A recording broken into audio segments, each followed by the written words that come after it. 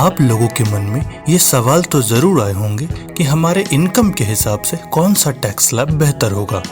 दोस्तों, आप सभी को तो पता होगा फाइनेंशियल ईयर 2021 के बजट में जो फाइनेंस बिल दोनों ही पार्लियामेंट में पास किया गया था, उसमें न्यू टैक्स स्लैब का भी प्रोविज़न था, जो कि इनकम टैक्स एक्ट 1961 में इंसर्ट कर दिया गया।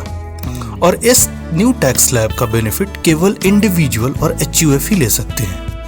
तो अगर आप भी जानना चाहते हैं कि ओल्ड टैक्स स्लैब और न्यू टैक्स स्लैब में क्या अंतर है और कौन सा बेहतर होगा, तो हमारे इस वीडियो के एंड तक बने रहें। सो हेलो दोस्तों, मैं हूं आपका दोस्त और होस्ट केशव। आप सभी का मेरे इस चैनल पे स्वागत करता हूं। तो चलिए वीडियो को शुरू करते हैं बिना किसी देरी के।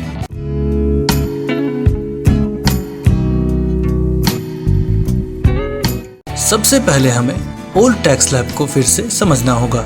दोस्तों, हमारे इनकम टैक्स एक्ट 1961 में ओल्ड टैक्स स्लैब को 3 कैटेगरी में बताया गया है। आइए अब हम ओल्ड टैक्स स्लैब के पहले कैटेगरी को समझते हैं। ये टैक्स स्लैब हर एक इंडिविजुअल, एचयूएफ, बीओआई, एओपी और AJP, resident and non resident के लिए है। इस टैक्स स्लैब में 0 से 2.5 लाख की इनकम पे टैक्स रेट निल रहता है। 2.5 लाख 1 से 5 लाख की इनकम पे टैक्स 5% की रेट के हिसाब से देना होता है। लेकिन किसी इंडिविजुअल की टोटल इनकम अगर 5 लाख तक है तो उसे अंडर सेक्शन 87A की रिबेट मिल जाती है और इसमें मैक्सिमम रिबेट 12,500 तक ही लिया जा सकता है। अगर इनकम बढ़ के 5 लाख 1 से 10 लाख तक हो जाए तो उस पर टैक्स रेट 20% हो जाता है और फिर 10 लाख से ऊपर जितनी भी इनकम हो उस पे टैक्स 30% के हिसाब से दिया जाता है। तो दोस्तों, ये थी हमारी पहली कैटेगरी। अब हम समझते हैं दूसरी कैटेगरी को। दोस्तों, दूसरी कैटेगरी में बताया गया है हमारे resident for every senior citizen जिनकी एज एबव 60 से 80 ईयर्स तक है, उनके लिए इस टैक्स स्लैब में 0 से 3 लाख की इनकम पे टैक्स रेट निल होता है और यहाँ पे 3 लाख से 5 लाख तक की इनकम पे टैक्स 5% की रेट के हिसाब से देना होता है। लेकिन दोस्तों, दूसरी कैटेगरी में किसी रेसिडेंट इंडिविजुअल की इनकम अगर 5 लाख तक हो तो उसे भी अंडर सेक्शन 87 की रिबेट मिलती है और मैक्सिमम रिबेट 12,500 तक ही लिया जा सकता है। दोस्तों, 5 लाख से 10 लाख की इनकम पे टैक्स 20% दिया जाता है और अगर 10 लाख से ऊपर जितनी भी इनकम हो उस पे टैक्स 30% के हिसाब से दिया जाता है। दोस्तों, अभी तक हमने पहली और दूसरी कैटेगरी को समझा है। चलिए अब हम तीसरी कैटेगरी को भी समझ लेते हैं। तीसरी कैटेगरी में बताया गया है resident for every super senior citizen जिनकी एज एबव 80 ईयर्स है, उनके लिए 0 से 5 लाख की इनकम पे टैक्स निल रहता है।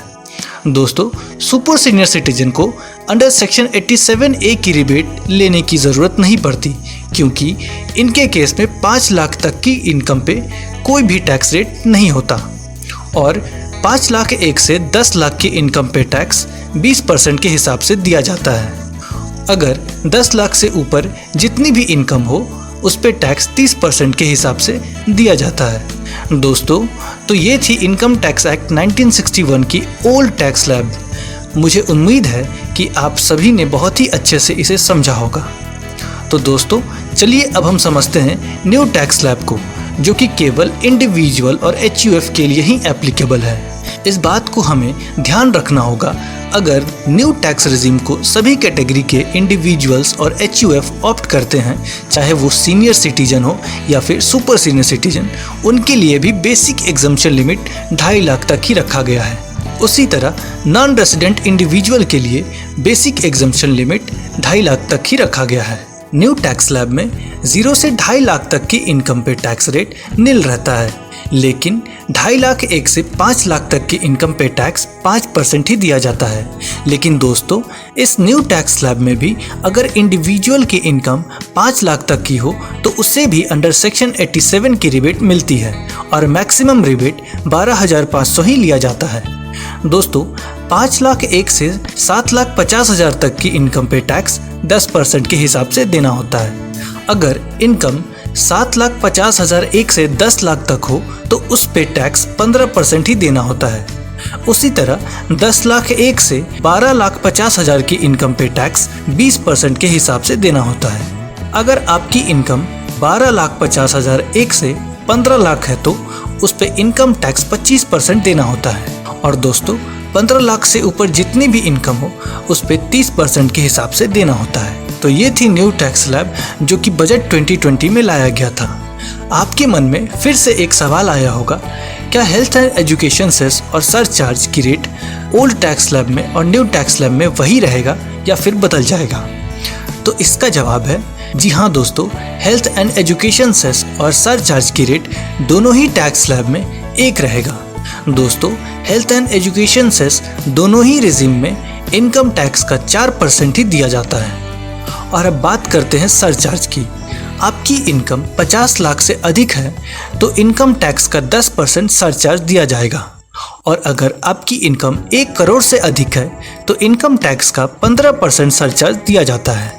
दोस्तों उसी तरह आपकी इनकम 2 करोड़ से अधिक है तो इनकम टैक्स का 25% सरचार्ज देना पड़ता है।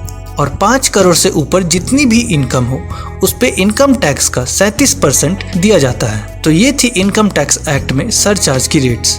दोस्तों इनकम टैक्स एक्ट की कंप्यूटेशन दोनों ही टैक्स रेजिम में कैसे की जाती है ये मैं आपको हमारे अगले वीडियो में समझाऊंगा।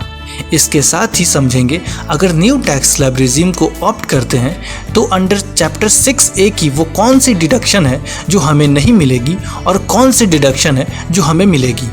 हमारी अगली वीडियो में और भी बहुत सारी बातें करेंगे न्यू टैक्स रेजिम के बारे में। तो दोस्तों हमारी ये वीडियो आपको कैसी लगी हमें कमेंट करके ज़रूर बताएं और दोस्तों हमारे इस चैनल को सब्सक्राइब ज़रूर करें ताकि हमारी हर वीडियो आप तक पहुंच सके। तो चलिए इस वीडियो को यहीं पे समाप्त करते हैं। आपका कीमती समय देने के लिए बहुत बहुत धन्यवाद।